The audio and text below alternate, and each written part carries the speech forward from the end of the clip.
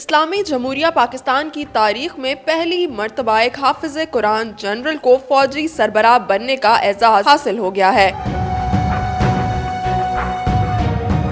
General Asim Munir ایک غیر معمولی اور پیشہ ورانہ خوبیاں رکھنے والے آرمی چیف ہوں گے جنہوں نے میرٹ پر فوج کا سربراہ بننے میں کامیابی حاصل کی ہے۔ ان کی بطور آرمی چیف تعیناتی کئی چیلنجز کا سامنا کرنے کے بعد منظر عام پر آئی ہے۔ لیفٹیننٹ جنرل عاصم منیر کو بالآخر ایک طویل مشاورتی عمل کے بعد آرمی چیف نامزد کر دیا گیا ہے۔ لیفٹیننٹ جنرل عاصم منیر کے بارے میں کہا جاتا ہے کہ ایک طرف تو وہ زبردست آفیسر اور کمانڈر رہے ہیں، لیکن دوسری طرف اس بات کی نشاندہی بھی کی جاتی ہے کہ بطور آرمی چیف ان کی تقرری سیاسی جماعتوں کے درمیان ایک سیاسی مسئلہ بھی بن چکی ہے۔ پاکستان کے موجودہ سیاسی حالات کے تناظر میں جنرل عاصم منیر پر فوج کو سیاست سے پاک رکھنے اور عوام میں فوج کی ساکھ کو اثر نو بحال کرنے کی بھاری ذمہ داری بھی عائد ہوتی ہے، کیونکہ اس وقت کئی اہم فیصلوں کے تناظر میں بہت سی نظریں ان پر جمی ہوئی ہیں۔ راولپنڈی کے علاقے ڈھیری حسن آباد سے تعلق رکھنے والے جنرل عاصم منیر پاکستان کی فوج کے ان افسران میں سے ہیں جو آفیسر ٹریننگ سکول کے ذریعے آرمی آفیسر بنے۔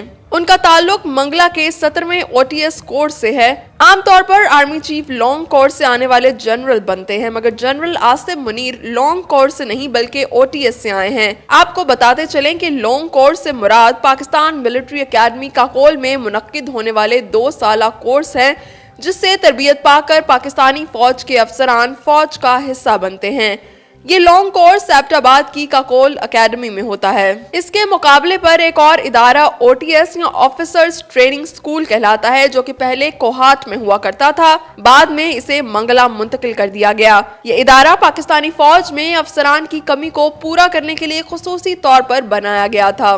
جنرل عاصم منیر آفیسر منگلا میں ٹریننگ سکول سے پاس آؤٹ ہوئے، جس کے بعد انہوں نے فوج میں فرنٹیئر فورس ریجیمنٹ میں کمیشن حاصل کیا۔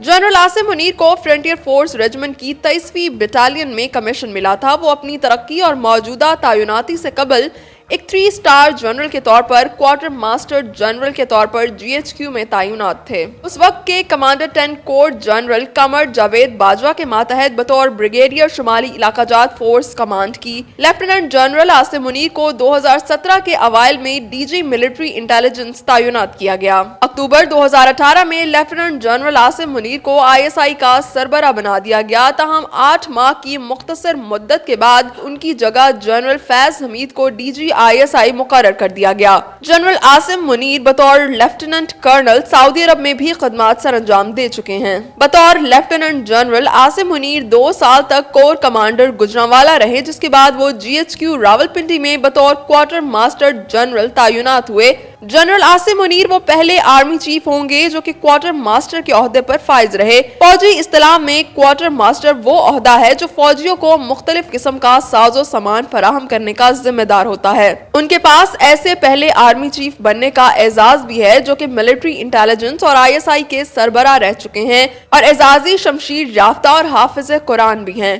انہوں نے سعودی عرب میں اپنی تعیناتی کے دوران 38 برس کی عمر میں مکہ مکرمہ میں قرآن پاک حفظ کیا تھا۔ آرمی رینکس میں لیفٹیننٹ جنرل عاصم منیر کو ایک سخت گیر اور اصول پسند فوجی افسر کی شہرت حاصل ہے۔ ان کے ساتھ اور ان کے ماتحت کام کرنے والے فوجی افسران یہ بات بخوبی جانتے ہیں کہ ان کے ٹروپس میں سختی اور اصول پسندی کو اولین حیثیت حاصل رہی ہے۔